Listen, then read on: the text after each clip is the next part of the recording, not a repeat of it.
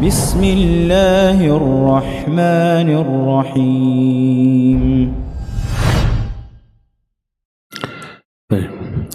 بسم الله الرحمن الرحيم. السلام عليكم ورحمة الله وبركاته. الحمد لله الذي أرسل رسوله بالهدى ودين الحق ليظهره على الدين كله وكفى بالله شهيدا وأشهد أن لا إله إلا الله وحده لا شريك له إقرارا به وتوحيدا وأشهد أن محمدا عبده ورسوله صلى الله عليه وعلى آله وأصحابه وسلم تسليما مزيدا وبعد. Hadirin jamaah Masjid Agung Al-Ukhwah Bandung, para pendengar Radio Tarbiyah Sunnah Bandung, pendengar Radio Roja di beberapa kota, dan radio-radio lain yang ikut gabung, pemirsa Roja TV dan TV-TV lain, serta para netizen di mana saja Anda berada. Kembali kita berjumpa membahas kitab Al-Qaul Farid Fawaid ala Kitab Tauhid. Salah satu hadis yang berkaitan tentang bahayanya perbuatan syirik, asyirkul asghar. Fasu'ila anhu faqal ar-riya. Yang paling aku takutkan akan menimpa kalian adalah syirik kecil. Lalu beliau ditanya, apa itu syirik kecil? Beliau menjawab, riya. Hadis ini riwayat Imam Ahmad dalam kitab Musnadnya. Kata Imam Ibnu Hajar Al-Asqalani dalam kitab Bulughul Maram, akhrajahu Ahmad bi isnadin hasanin. Hadis ini dikeluarkan oleh Imam Ahmad dengan sanad yang hasan. Dari hadis ini ada beberapa faedah. Pertama, anna yasirur riya syirkun asghar. Amma kathiruhu fahuwa syirkun akbar. Kama qala Imam Ibn Qayyim rahimahullah, "Lau kana yura'i fi kulli amalin yaqumu bihi falam yabqa lahu amalun yuthabu alaihi." Hadis ini menjelaskan riya yang sedikit termasuk syirik kecil. Sekali-sekali terjerumus ke dalam riya, itu syirik kecil. Adapun kalau terus-terusan berbuat riya, itu bisa masuk syirik akbar. Kata Imam Ibn Qayyim, seandainya seseorang dalam setiap amal yang dilakukannya selalu riya, maka tak tersisa pahala dari amalnya sedikit pun, itu masuk ke dalam syirik akbar. Kedua, anna syirka aqsam, minhu ma huwa asghar wa minhu ma huwa akbar.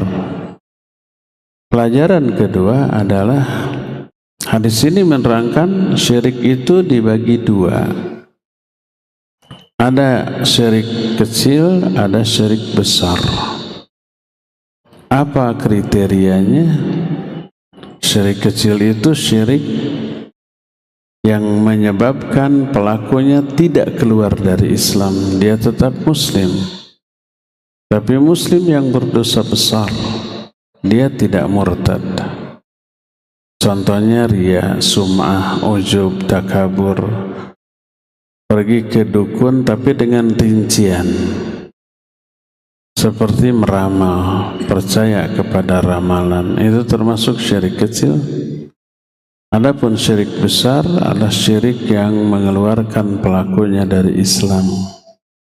Keluar dia dari Islam, murtad, seperti menyembah kepada selain Allah Azza wa Jalla, berkurban untuk selain Allah, dan seterusnya. Sebagian ulama ada yang menyatakan dibagi 3, syirik besar, syirik kecil, dan syirik khafi. Tapi syirik khafi itu tersembunyi, samar.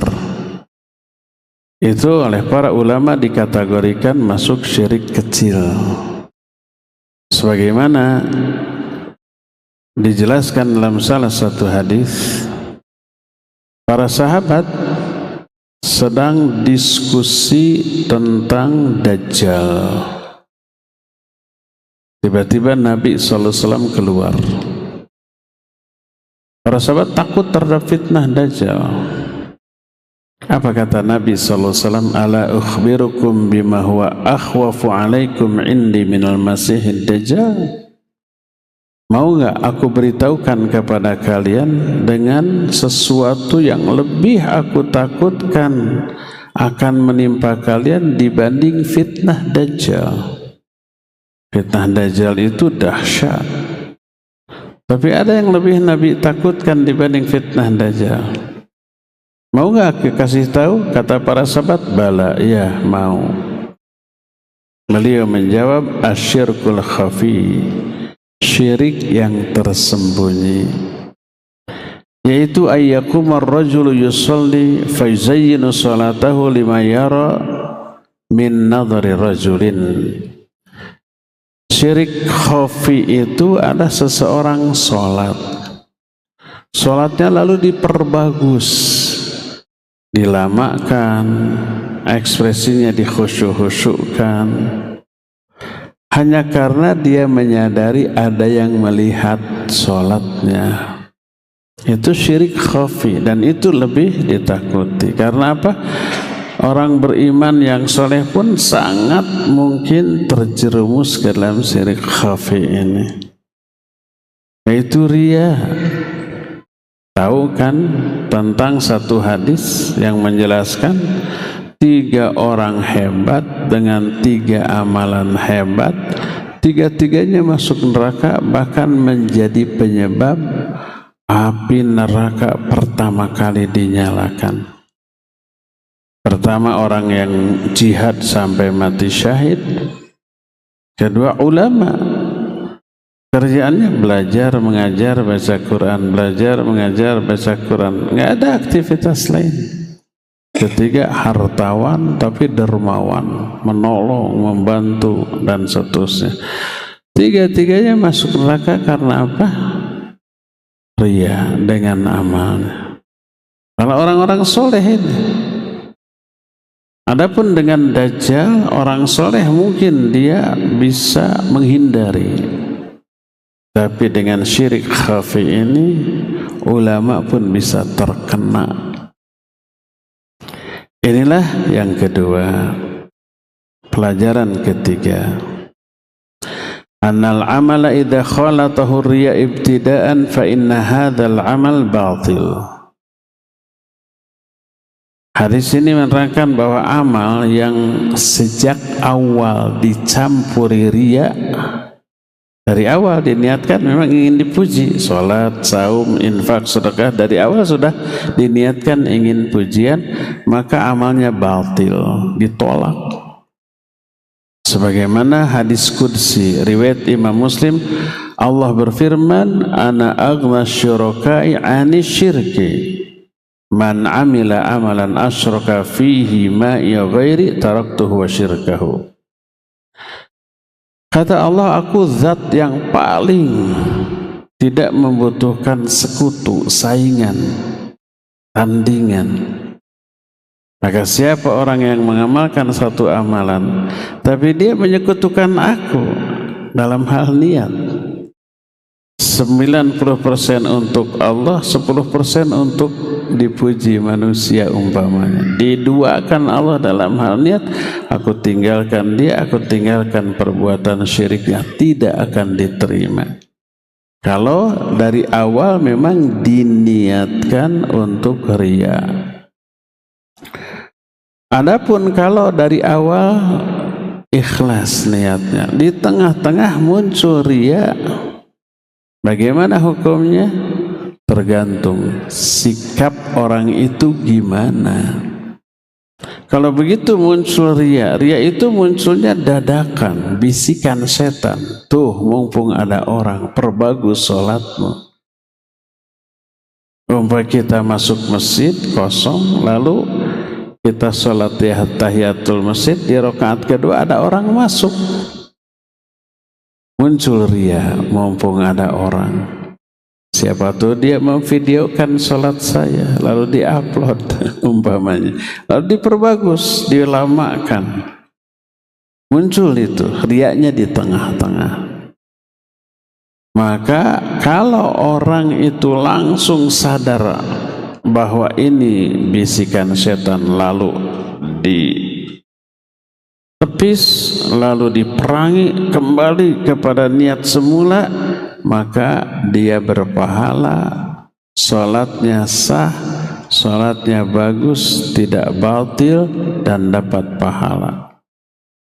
Tapi ketika ada orang masuk, ini mumpung ada orang, siapa tahu sholat saya di video, akhirnya diikuti riyanya, maka rusak sholatnya.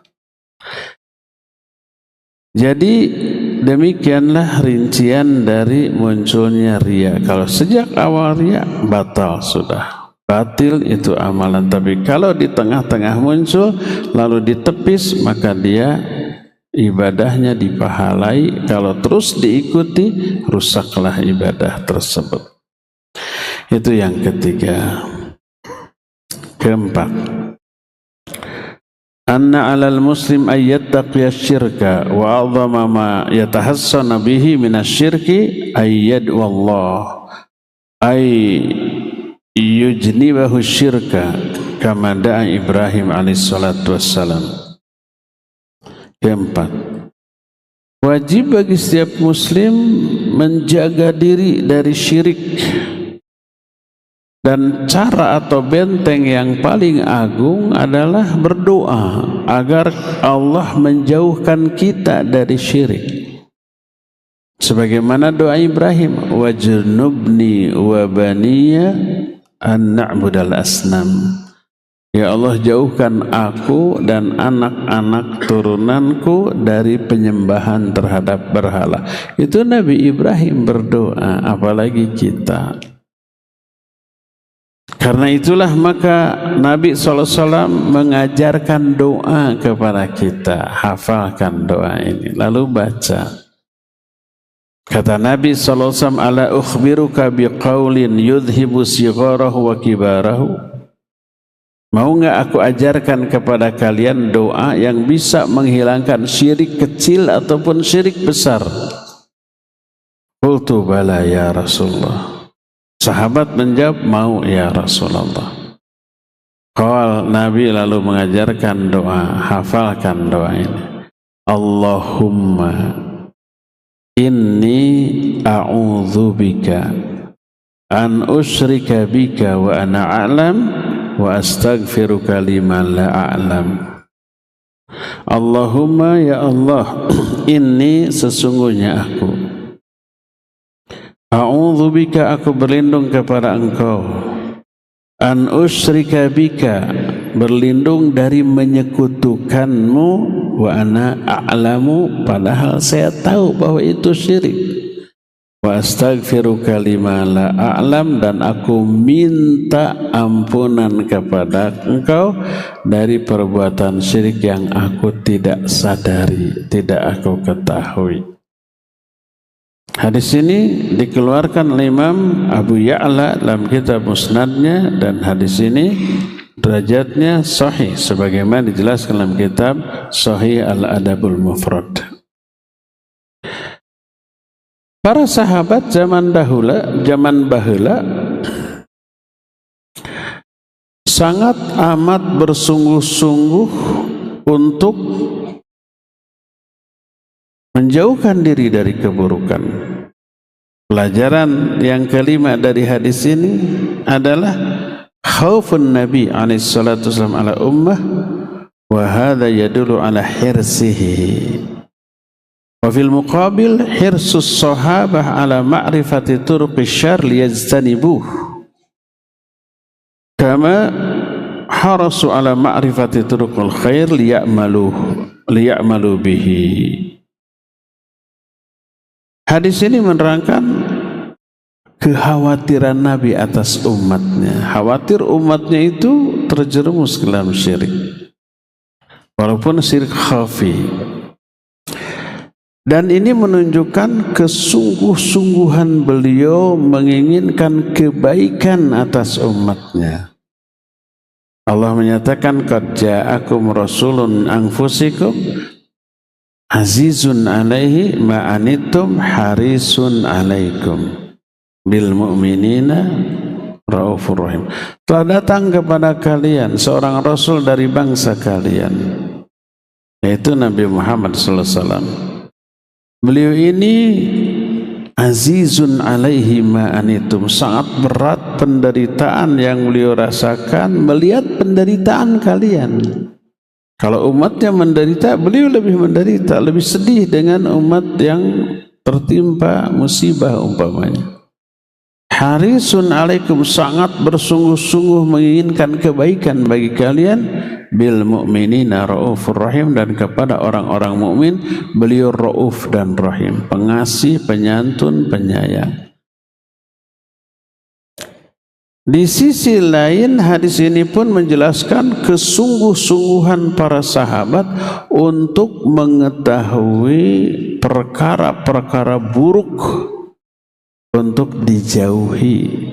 Sebagaimana mereka pun bersungguh-sungguh ingin mengetahui perkara-perkara baik untuk diamalkan. Makanya ketika Nabi SAW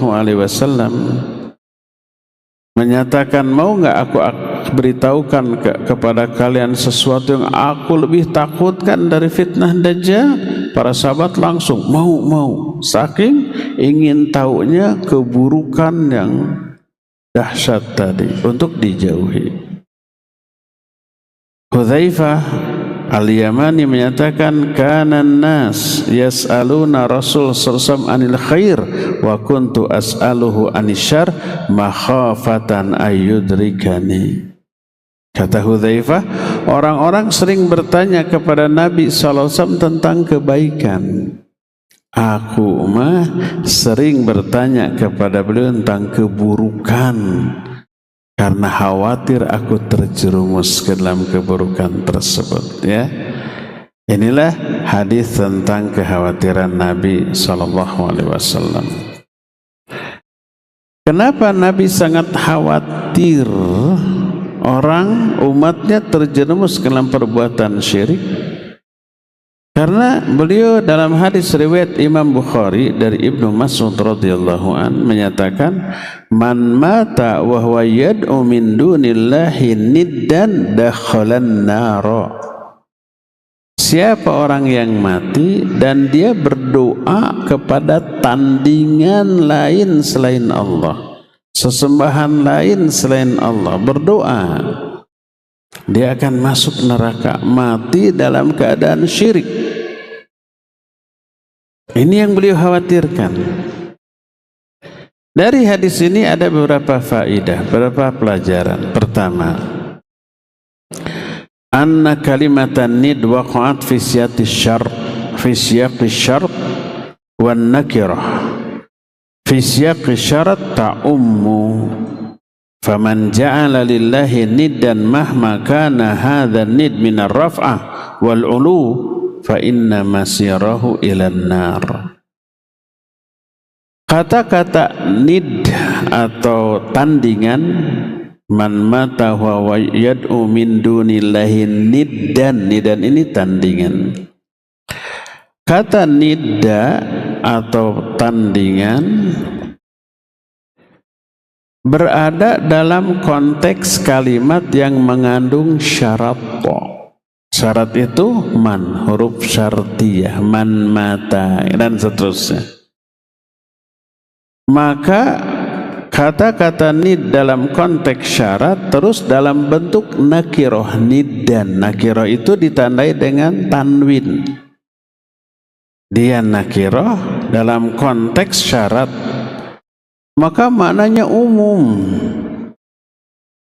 siapa saja orang yang menjadikan tandingan bagi Allah, siapapun atau apapun bentuk tandingan ini, baik itu makhluk mati seperti batu, seperti patung, seperti kuburan, atau makhluk yang hidup seperti malaikat, para nabi, orang-orang soleh, pokoknya minta doa kepada mereka, berdoa kepada mereka, bukan minta doa ya. Kalau minta doa kepada yang hidup boleh, tolong doakan saya, boleh.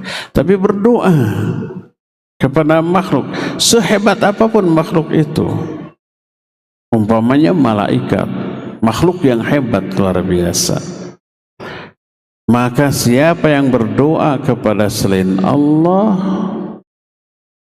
tempat kembalinya ke dalam neraka. Ini yang pertama. Kedua, anna kalimata yad'u min dunillah tashtamilu ala naw'in du'aul ibadah wa du'aul mas'alah. Kata-kata siapa yang berdoa kepada selain Allah, doa yang dimaksud dua jenis doa. Kita sudah jelaskan doa itu ada dua macam. Pertama doa masalah, kedua doa ibadah. Apa bedanya? Doa masalah, doa yang berisi permintaan lisan, berdoanya dengan lisan. Ya Allah beri saya rizki, ya Allah beri saya kesehatan, ya Allah beri saya jodoh. Itu doa masalah, doa dengan bahasa lisan. Kedua, doa ibadah, doa dalam bentuk melakukan ibadah. Apapun ibadahnya, walaupun ibadahnya tidak meminta dengan lisan kepada Allah. Contohnya apa? Contohnya saum.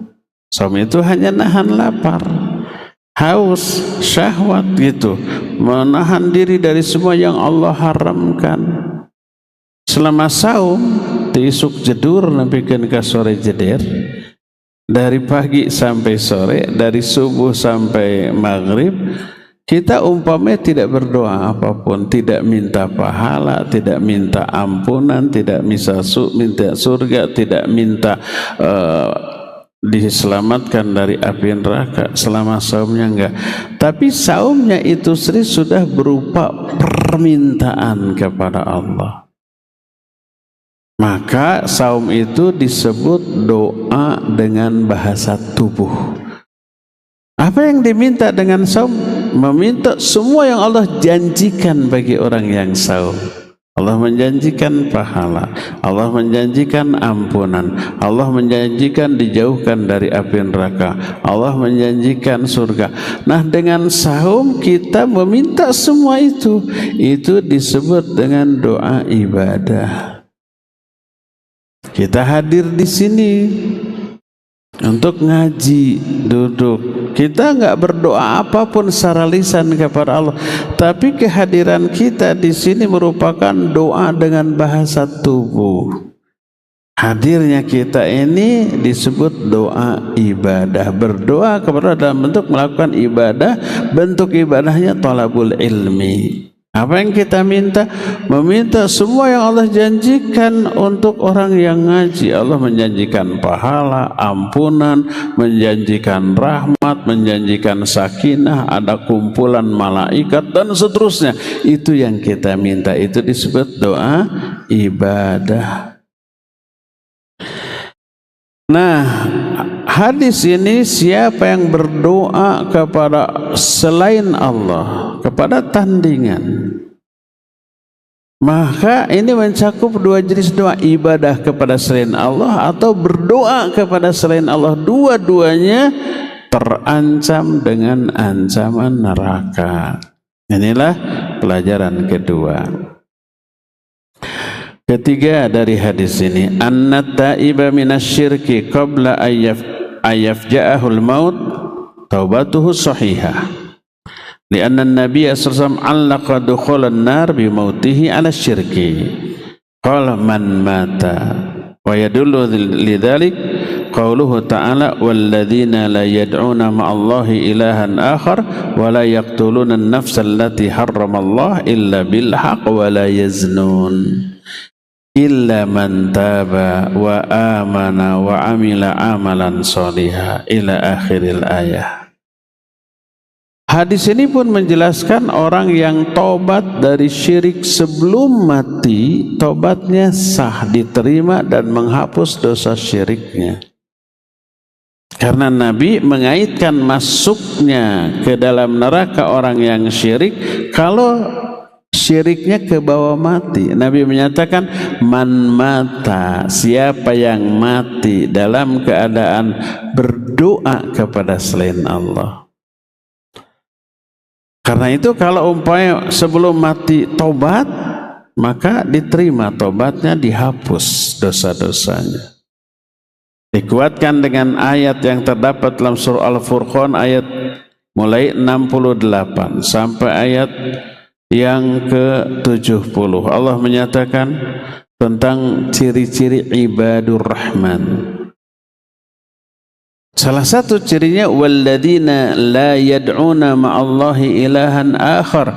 Orang ibadur rahman, orang yang tidak berdoa kepada ilah lain selain Allah. Wala yaqtuluna an-nafsa allati harramallahu illa bil haq, dan tidak membunuh jiwa yang Allah haramkan untuk dibunuh kecuali dengan alasan yang benar. Memang ada alasan yang benar untuk membunuh? Ada. Contohnya algojo, membunuh orang yang memang harus dihukum mati. Itu alasannya benar. Hakim menjatuhkan vonis bunuh dia setelah mempertimbangkan kasusnya, alasannya dan seterusnya. Itu ada alasan yang benar. Demikian juga umpamanya ada bugot, pemberontak kepada pemerintahan Islam yang sah, perangi walaupun mereka muslim. Perangi, dibunuh, ya iyalah dibunuh. Dan itu yang dilakukan oleh Ali bin Abi Thalib kepada kalangan Khawarij, kepada kalangan Syiah yang muncul pada zamannya, dibunuh. Itu ada alasan yang hak. Wala yaznun, dan mereka pun tidak berzina. Nah, lalu di ayat yang selanjutnya, illa man taba wa amana wa amila amalan sholiha, kecuali orang yang tobat, beriman, beramal soleh, termasuk dari syirik tadi. Faulaika yubadilullahu sayyiatihim hasanat. Mereka lah orang-orang yang semua dosa mereka Allah ganti dengan pahala, dengan kebaikan. Wa kana Allahu ghafurur rahima, dan Allah Maha Pengampun dan Maha Penyayang. Jadi kalau tobat, syirik pun diampuni. Juga dijelaskan dalam An-Nisa An-Nisa ayat 17, innamat taubatu 'alallah lilladzina ya'maluna su'a bijahalah tsumma yatubuna min qarib. Hanyalah tobat yang diterima oleh Allah diperuntukkan bagi orang-orang yang melakukan keburukan karena kebodohan lalu bertobat segera setelah itu. Maka Allah menyatakan faulaika yatubullahu alaihim wa kana Allahu aliman hakima. Mereka lah orang-orang yang tobatnya diterima oleh Allah dan Allah Maha tahu dan Maha hakim. Inilah 3 faidah yang kita ambil dari hadis tadi. Hadis berikutnya diriwayatkan oleh Imam Muslim dari Jabir radhiyallahu an bahwa Nabi sallallahu alaihi wasallam bersabda, "Man laqiyallaha la yusyriku bihi syai'a dakhalal jannah wa man laqiyahu yusyriku bihi syai'a dakhalan nar." Siapa orang yang berjumpa dengan Allah dalam keadaan tidak menyekutukan Allah dengan sesuatu pun, dia akan masuk surga. Sebaliknya, siapa yang berjumpa dengan Allah dalam keadaan menyekutukan Allah dengan sesuatu, dia akan masuk neraka. Berjumpa dengan Allah dalam keadaan musyrik, neraka. Tapi siapa orang yang berjumpa dengan Allah dalam keadaan tidak musyrik, dia akan masuk surga. Ini selaras dengan hadis dari Mu'adz bin Jabal radhiyallahu anhu. Suatu saat Mu'adz itu dibonceng oleh Nabi di atas seekor unta. Lalu Nabi bertanya, "Ya Mu'adz, atadruna ma haqqullahi 'alal ibad wa ma haqqul ibad 'ala Allah?" Wahai Mu'adz, tahu enggak kamu apa hak Allah atas hamba-hambanya dan hak hamba atas Allah? Hak Allah atas hamba berarti kewajiban hamba terhadap Allah. Hak hamba terhadap Allah berarti kewajiban Allah terhadap hamba tersebut. Masa Allah wajib? Iya. Siapa yang mewajibkannya? Allah sendiri. Dalam banyak ayat atau hadis disebutkan Allah mewajibkan banyak hal untuk dirinya sendiri. Kataballahu ana wa rasuli, itu Allah telah mewajibkan untuk dirinya. Kataballahu ala nafsihi rahmah, Allah mewajibkan untuk dirinya untuk bersikap rahmat, menyayangi makhluknya. Salasatun yajibu 'alallahi aunuhum, ada 3 golongan kata Nabi wajib bagi Allah untuk menolong mereka. Yajibu 'alaihim, yajibu 'alaihi aunuhum, wajib bagi Allah untuk menolongnya. Jadi hamba punya kewajiban kepada Allah, dan kewajiban hamba itu hak Allah atas hambanya. Sebaliknya, hamba punya hak atas Allah, dan hak hamba terhadap Allah, kewajiban Allah kepada hamba. Kata Nabi kepada Mu'adz, tahu enggak apa hak Allah atas hamba, apa hak hamba atas Allah? Kata Mu'adz, Allahu wa rasuluhu a'lam, Allah dan Rasulnya yang lebih tahu. Lalu Nabi SAW menyatakan, haqqullahi 'alal ibad, hak Allah atas hambanya adalah ayya'buduhu wa la yusyriku bihi syai'a. Hamba itu wajib beribadah kepada Allah dan tidak menyekutukan Allah dengan sesuatu pun. Tauhid, tidak boleh syirik. Itu kewajiban hamba kepada Allah dan itu hak Allah atas hamba. Lalu beliau menyebut wa haqqul ibad 'ala Allah, hak hamba terhadap Allah, alla yu'adziba ma la yusyriku bihi syai'a. Allah tidak akan mengazab orang-orang yang tidak musyrik, tidak menyekutukan Allah dengan sesuatu pun. Makanya disebutkan di sini man laqiyallaha la yusyriku bi syai'a dakhalal jannah. Siapa yang berjumpa dengan Allah dalam keadaan tidak menyekutukan Allah dengan sesuatu pun, dia masuk ke dalam surga. Ketika mendengar ini senang bingit itu Mu'adz. Asal tidak musyrik nggak akan diazab. Lalu beliau menyatakan, afala ubasyirun nas, boleh nggak aku beritahukan berita gembira ini kepada manusia? Karena ini berita gembira, asal tidak musyrik tidak diazab, kan gitu ya? Boleh nggak aku beritahukan ke orang-orang? Kata beliau, la tubasyiru, jangan kamu beritahukan berita ini kepada orang. Lalu Allah yattakilu, nanti mereka ittikal. Makna ittikal bersandar kepada penjelasan ini dengan pemahaman yang salah. Sangat mungkin dari hadis ini orang berpemahaman asal tidak musyrik nggak akan diazab walaupun berdosa besar. Mabok, judi, zina, berdosa itu kan bukan dosa syiriknya, tidak menyekutukan Allah, nggak akan diazab. Akhirnya orang itu berkeyakinan tidak terkena azab asal tidak musyrik. Itu bahaya itu. Makanya jangan diberitahukan. Pertanyaannya, Mu'adz memberitahukan nggak hadis ini ke orang-orang? Memberitahukan? Ya iyalah, makanya kita tahu sekarang. Kalau nggak diberitahukan nggak akan tahu. Apa Mu'adz itu melanggar larangan Rasul sallallahu alaihi wasallam, berdosa? Dibahas oleh para ulama.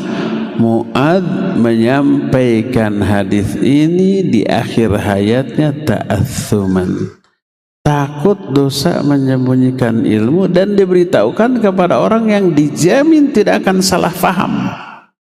Dia tahu benar muridnya yang datang melayatnya ketika sakit keras di akhir hayatnya, dia sampaikan hadis ini. Tidak ke semua orang secara terbuka. Lalu diriwayatkan lagi dan oleh para ulama disyarah nanti. Nah, ini hadis ini pernah kita syarah ketika kita membahas Kitab Tauhid dulu ya.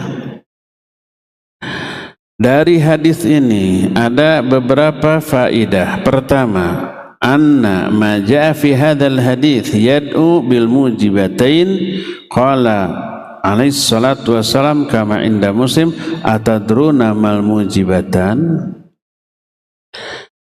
Pertama, hadis ini menjelaskan bahwa ada dua mujibatan, dua konsekuensi dari dua jenis perbuatan. Dua perbuatan berbeda, dua konsekuensi yang berbeda. Sebagaimana Nabi SAW hadis Sahih Muslim menyatakan, kalian tahu nggak dua konsekuensi? Nah, dijelaskan dalam hadis ini. Siapa yang bertemu dengan Allah dalam keadaan bertauhid, konsekuensinya masuk surga. Siapa yang menghadap bertemu dengan Allah dalam keadaan musyrik, konsekuensinya masuk neraka. Dua konsekuensi dari dua amalan. Kedua, anna hadzal hadits yu'ayyidu ma qalahu Ibnu Mas'ud fil hadis as-sabiq. Fa innahu fil hadis as-sabiq qala man mata wa huwa yad'u min dunillahi niddan dakhala an-nar. Hadis ini menguatkan hadis sebelumnya tadi dari Ibnu Mas'ud yang menyatakan siapa yang mati dalam keadaan berdoa kepada tandingan selain kepada Allah, maka dia masuk neraka. Jadi dia berdoa kepada Allah, tapi berdoa juga kepada selain Allah. Itu yang dimaksud dengan musyrik. Kata Ibnu Mas'ud, wa qultu ana man mata wa huwa la yad'u lillahi niddan dakhalal jannah. Aku berkata, kalau Nabi tadi menyatakan siapa yang mati dalam keadaan berdoa kepada selain Allah, selain berdoa kepada Allah, dia masuk neraka. Kata Abdullah bin Mas'ud, aku berkata siapa yang mati dalam keadaan tidak berdoa kepada siapapun selain kepada Allah, hanya berdoanya kepada Allah, dia masuk ke dalam surga. Ini menunjukkan orang yang mati di atas tauhid, maka jaminannya surga. Lalu Nabi SAW, kenapa Abdullah bin Mas'ud mengatakan demikian? Aku berkata, tidak mengutip perkataan Nabi yang diterima dari Jabir tadi. Kan dari Jabir tadi menyatakan siapa yang berjumpa dengan Allah dalam keadaan tidak menyekutukan Allah dengan sesuatu masuk surga. Itu ada hadisnya dari Jabir. Tapi Abdullah bin Mas'ud mengatakan aku berkata. Ada kemungkinan Ibnu Mas'ud tidak mendengar hadis yang didengar Jabir tadi. Makanya mu'alif menyatakan fa khafi alaihi ma jaa fi hadis Jabir. Hadis Jabir ini mungkin tidak diketahui oleh Ibnu Mas'ud. Karena Nabi dalam hadis yang diriwayatkan didengar oleh Jabir kemudian diberitahukan menyatakan man laqiyallaha, siapa yang bertemu dengan Allah, la yusyriku bihi syai'a, dalam keadaan tidak musyrik, tidak menyekutukan Allah dengan suatu pun, dakhalal jannah, dia akan masuk surga. Ya, inilah faedah yang kedua. Ketiga, anna hadzal hadis istamal ala naw'in liqa. Hadis ini menjelaskan ada dua jenis kondisi berjumpa dengan Allah. Pertama, kondisi berjumpa yang terpuji, menyebabkan orang yang berjumpa dengan Allah bahagia, memperoleh pahala yang sangat agung. Siapa mereka? Yaitu berjumpa dengan Allah dalam keadaan bertauhid. Karena Allah akan masukkan dia ke dalam surga. Itu perjumpaan yang menjadi impian bagi setiap manusia, ingin berjumpa dengan Allah dalam keadaan bahagia. Syaratnya apa? Tauhid. Matinya harus di atas tauhid.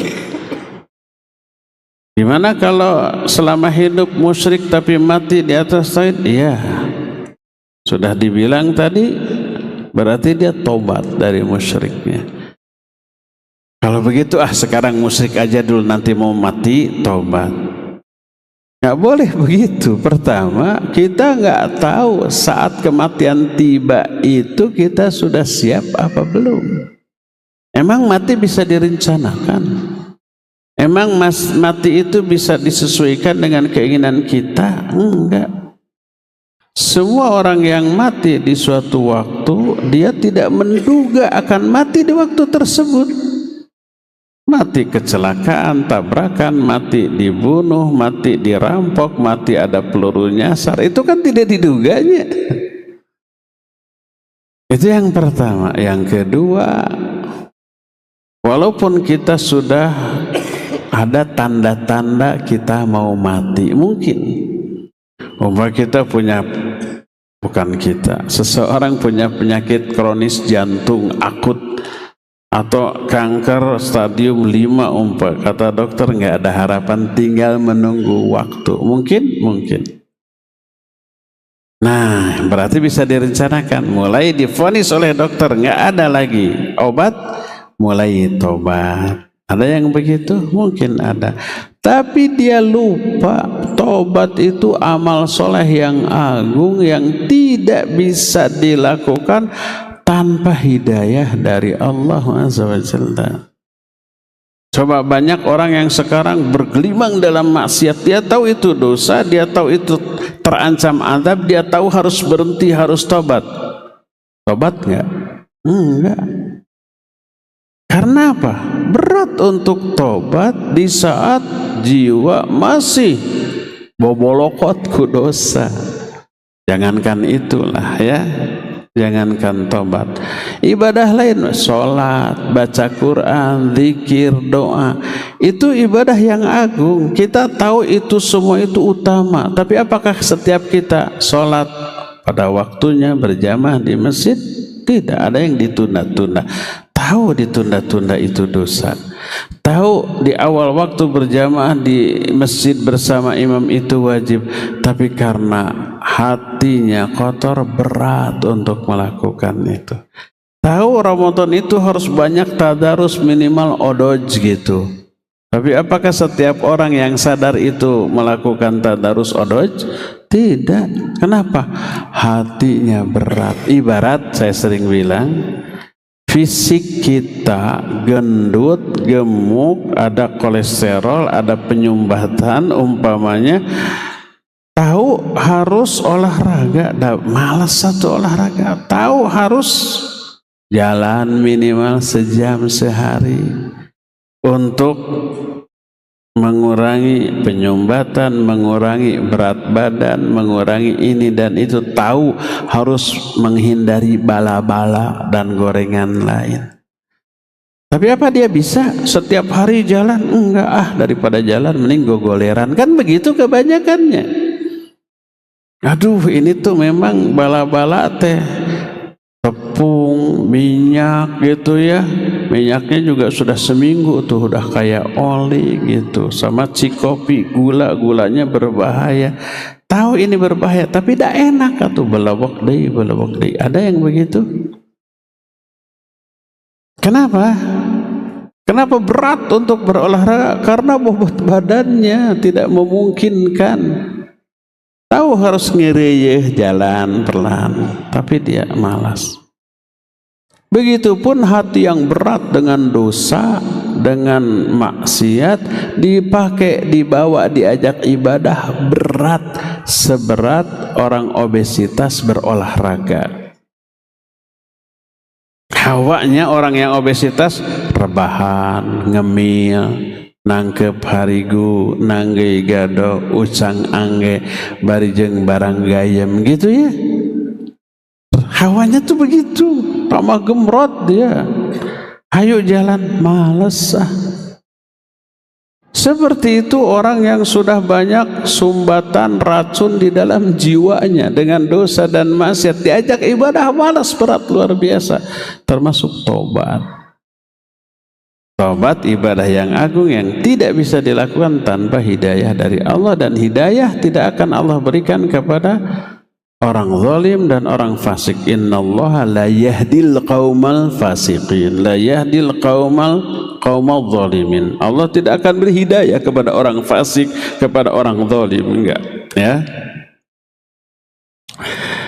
Jadi pertama, kondisi berjumpa dengan Allah dalam keadaan bahagia yaitu matinya di atas tauhid, dia akan berjumpa dengan Allah dalam keadaan bahagia.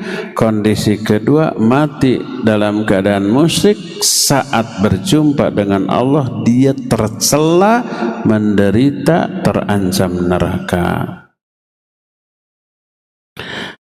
Keempat, anna itlaqa kalimah la yusyriku bihi syai'a qad yuqalu fi itlaqiha.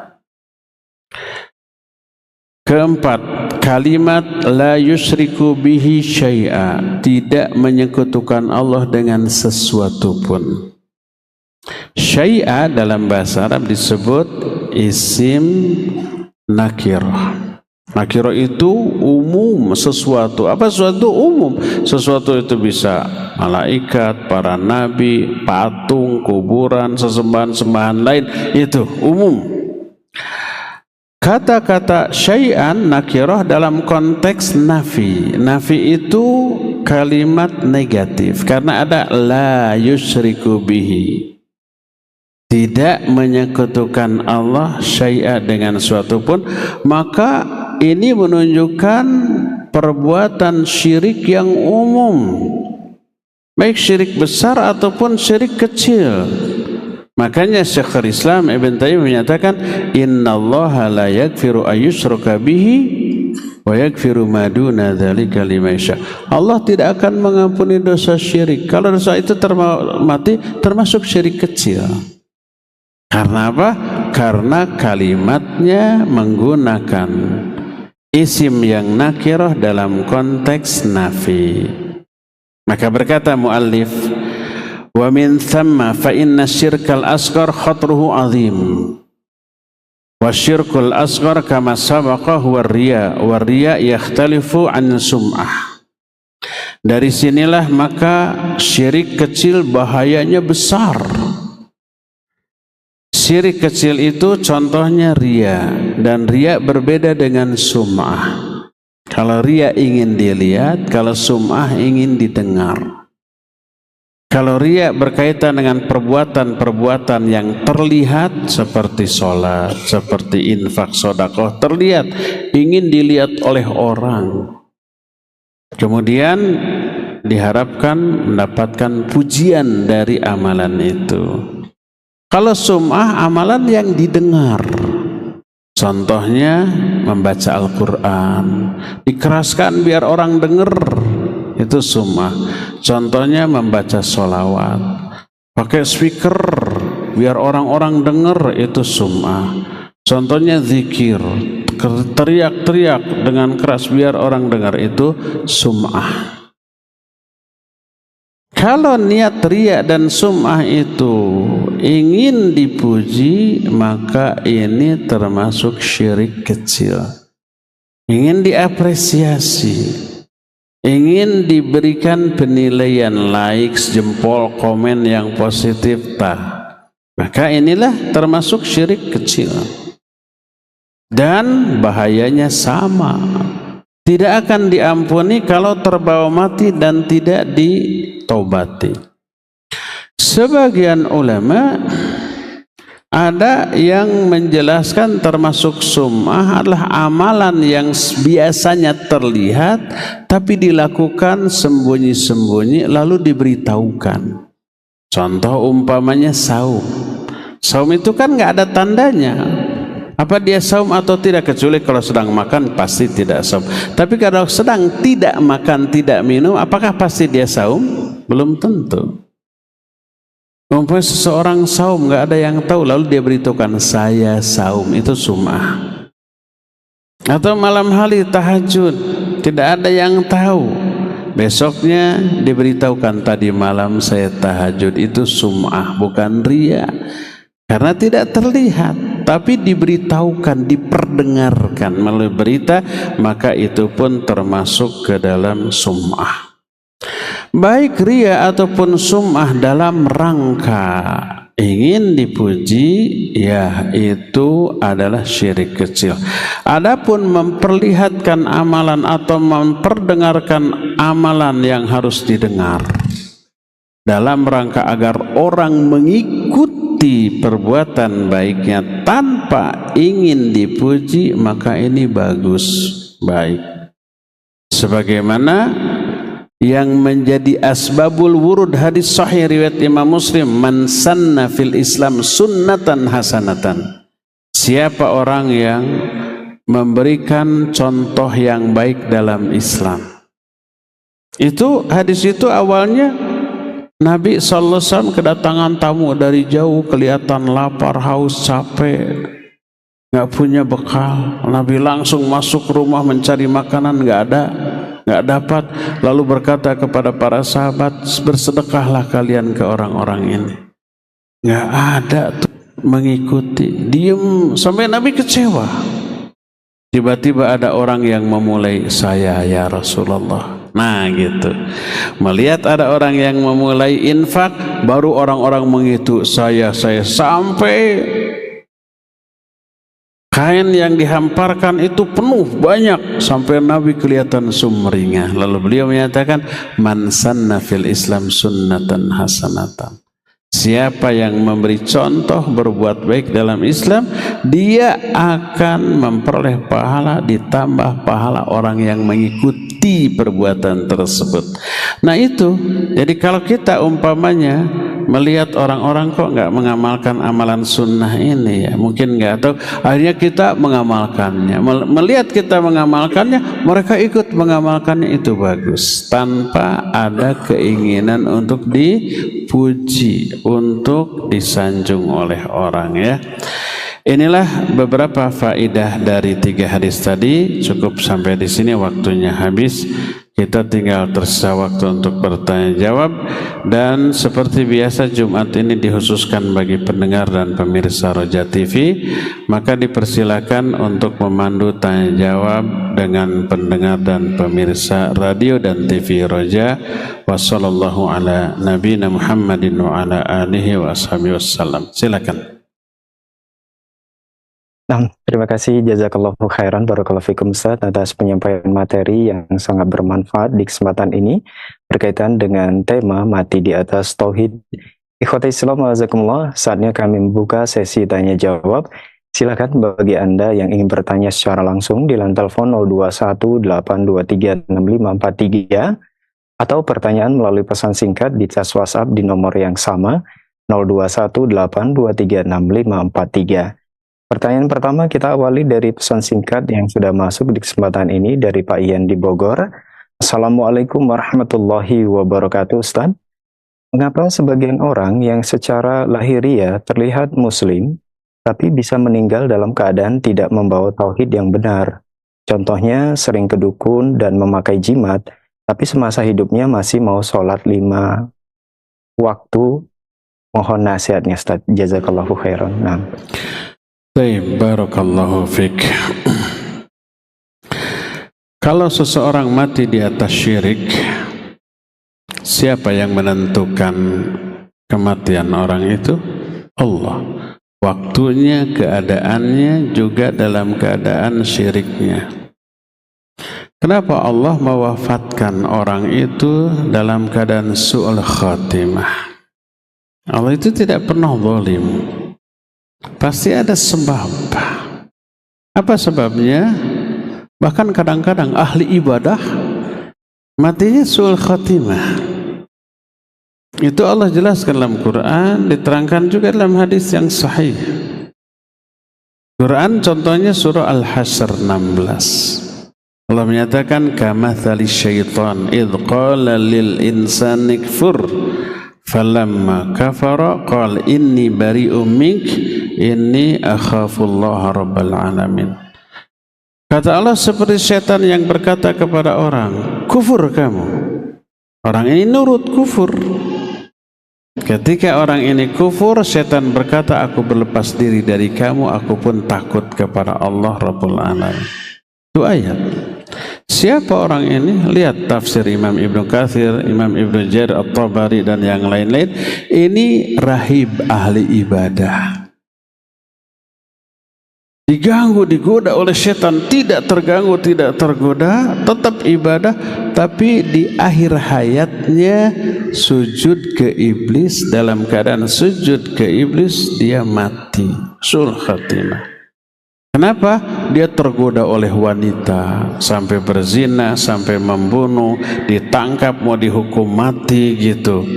Pas ketika akan dihukum mati, iblis datang, kamu mau selamat? Iya, sujud kamu ke saya selamatkan. Dalam keadaan panik di akhir hayat, ingin selamat, tidak ada pilihan lain, sujud. Ingin selamat.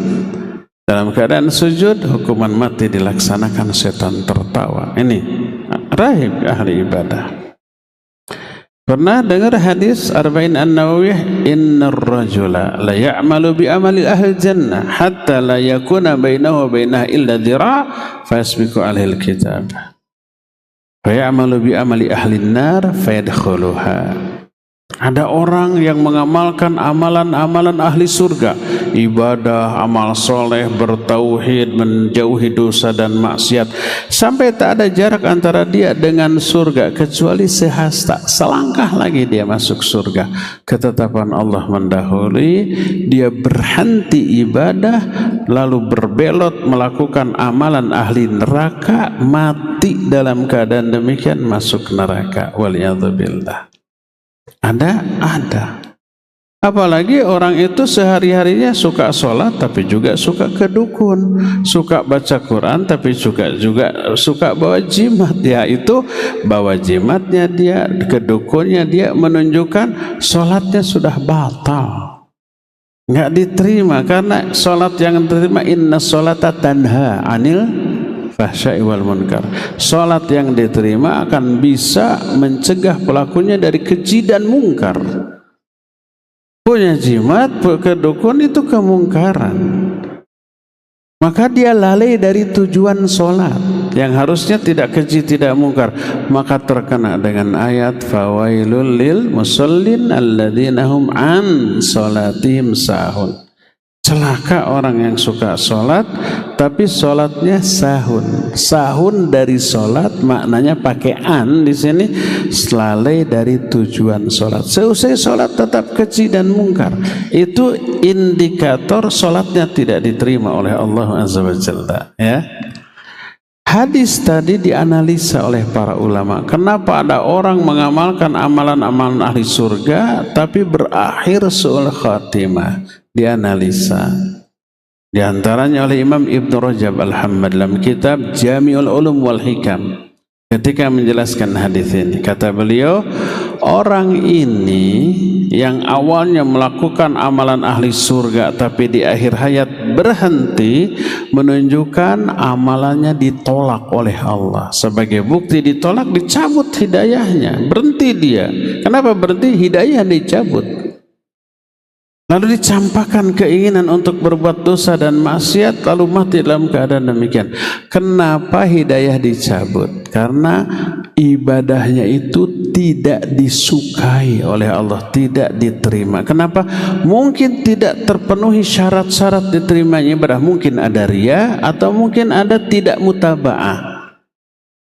Siapa yang sholat atau ibadah didasari dengan ria atau tidak mutaba'ah, tidak mencontoh, maka ditolak. Man amila amalan laisa alaihi amruna fahuwa raddun. Siapa yang beramal amalan tapi tidak mencontoh aku, ditolak.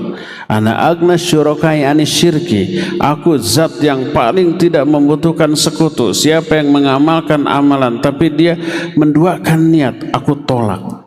Jadi ada kemungkinan dia melakukan perkara yang menyebabkan amal ibadahnya itu tertolak. Karena itulah dimatikan dalam keadaan su'ul khatimah, ya. Sebaliknya ada orang yang beramal amalan ahli neraka, dosa, maksiat, mungkin musyrik, mungkin kafir, bid'ah, semua dosa dilakukan, tapi dia kemudian tidak ada jarak antara dia dengan neraka kecuali sejengkal, sehasta. Tapi kemudian dia berhenti dari amalan ahli neraka, tobat lalu berubah menjadi amalan ahli surga, mati dalam keadaan demikian masuk ke dalam surga. Ada yang tadinya ahli maksiat lalu husnul khotimah, yang tadinya ahli ibadah lalu su'ul khotimah. Itu banyak contoh-contohnya. Dan semua bukan karena kesewenang-wenangan kezaliman Allah, tapi karena keadilan Allah. Allah tahu mana yang ibadahnya layak untuk diterima, mana yang tidak layak diterima. Allah tahu lahir batin setiap orang. Maka ini mengharuskan kita hati-hati di dalam melakukan amal ibadah. Jangan sampai ada ujub, saya mada selalu ibadah, selalu sholat, selalu ngaji, selalu melakukan ketaatan, menjauhi dosa-dosa, dijamin husnul khatimah, dijamin surga. Nggak boleh seperti itu. Kita nggak tahu amal kita ini diterima atau tidak. Lihat para sahabat, Allah menyatakan walladzina yu'tuna ma atau wa qulubuhum wajilah.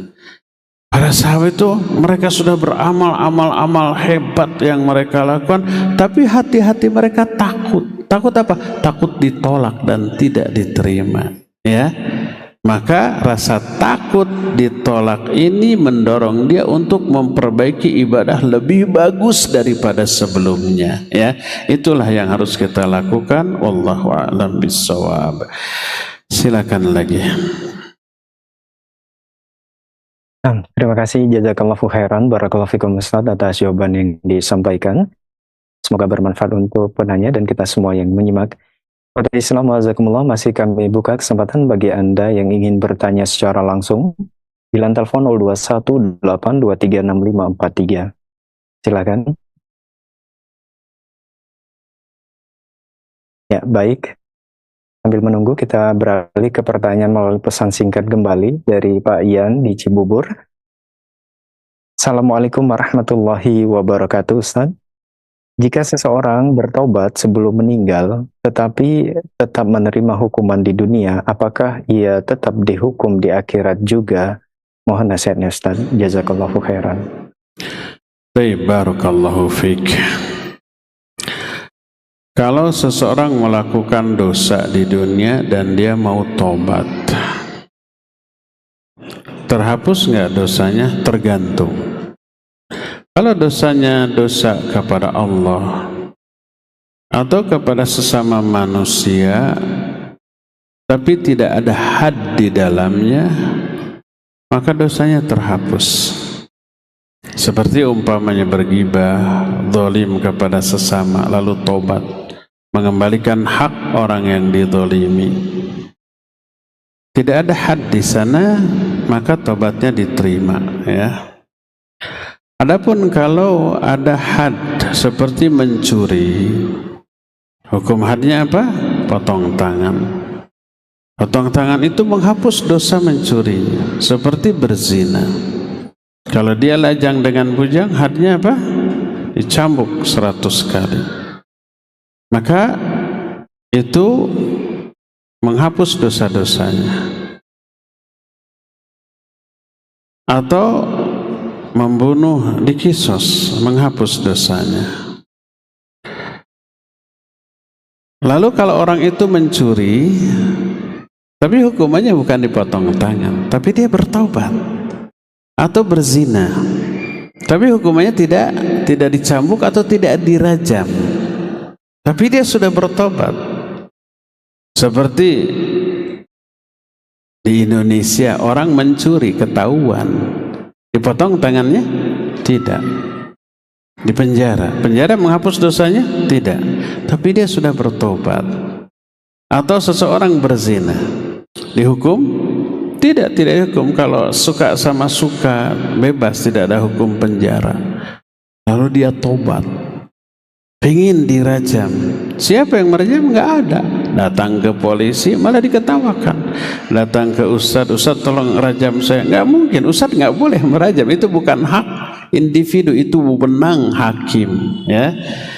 Tapi hukum yang berlaku di negara itu tidak memberlakukan potong tangan atau rajam. Tapi dia ingin tobat.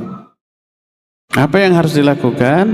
Maka tobatlah semaksimal yang dia bisa. Jauhi semua dosa, ibadah intensif kepada Allah, jauhi semua yang Allah haramkan, perbanyak infak, sedekah, amalan-amalan kebaikan penghapus dosa.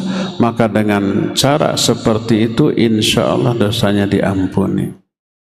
Syekh Al-Utsaimin rahimahullah ketika ditanya, kalau ada orang di Saudi yang memberlakukan hukum rajam, berzina, dia mau taubat, apakah dia harus datang ke hakim minta dirajam? Beliau menjawab, kalau dia yakin bisa bertaubat dengan sebenarnya, berhenti menjauhi semua itu, ibadah intensif kepada Allah, jangan datang ke hakim, taubatlah sendirian, rahasiakan antara dirinya dengan Allah.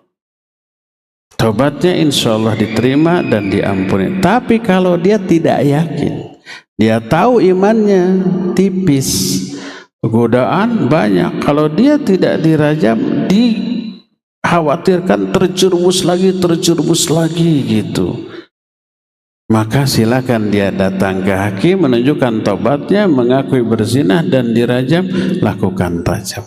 Itu kalau orang yang hidup di negeri yang memberlakukan hukum rajam.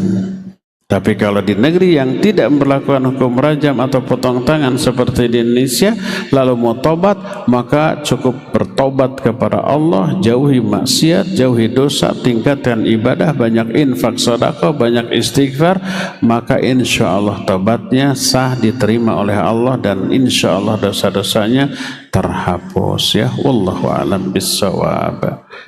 Terakhir ya, silakan. Nah, terima kasih, jazakallahu khairan, barakallahu fikum Ustaz, atas jawaban yang disampaikan, semoga bermanfaat untuk penanya. Pertanyaan berikutnya dari pesan singkat kembali dari Pak Haikal. Assalamualaikum warahmatullahi wabarakatuh, Ustaz. Ustaz, katanya kalau orang autis atau berkebutuhan khusus itu otomatis masuk surga, apakah benar demikian, Ustaz? Nah, kalau orang tuanya non-muslim, tapi anaknya autis atau berkebutuhan khusus, apakah anaknya tetap masuk surga juga ataukah tidak? Mohon nasihatnya, Ustaz. Syukran. Baik, barakallahu fiik. Bagaimana anak yang autis? Wallahu a'lam bishawab. Saya tidak begitu paham tentang kondisi anak yang autis. Kalau umpamanya begini, autis atau kebutuhan khususnya itu menyebabkan akalnya nggak berfungsi normal, maka dia dikategorikan majnun. Majnun itu artinya orang yang akalnya tertutup, berasal dari kata junna. Janna menutup, junna tertutup, majnun tertutup akalnya. Bayi yang dikandung ibu disebut janin karena tertutup dari pandangan manusia, tidak kelihatan. Jin disebut jin karena tidak terlihat, tertutup dalam pandangan manusia. Jadi majnun itu orang yang akalnya tertutup, dan ini ada beberapa kategori, bisa orang gila, bisa orang yang terkena demensia Alzheimer gitu, pikun gitu, akalnya sudah, sel-sel otaknya sudah mati, fungsi dari otaknya untuk mengingat, memahami, mengungkapkan sudah hilang. maka tergolong orang yang akalnya tertutup. Nah, yang autis ini saya nggak tahu tuh secara medis apa bertingkat-tingkat atau tidak. Karena orang gila pun bertingkat-tingkat. Ada yang setengah gila, kadang-kadang eling dia. Ini bukan pengalaman saya, katanya. Ada yang blank sama sekali. Ini berbeda. Kalau umpamanya kadang-kadang dia eling, dan ketika eling dia sholat, dia melakukan kewajiban, dia dihisab semasa elingnya. Tapi kadang-kadang blank gitu, gila lagi, nggak ingat lagi, maka ketika gilanya tidak dihisab.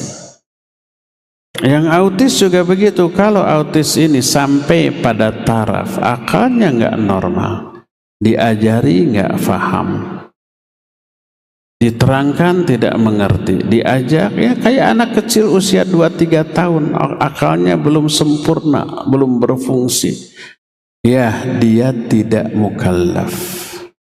Rasul SAW bersabda, rufi'al qalam an thalathin.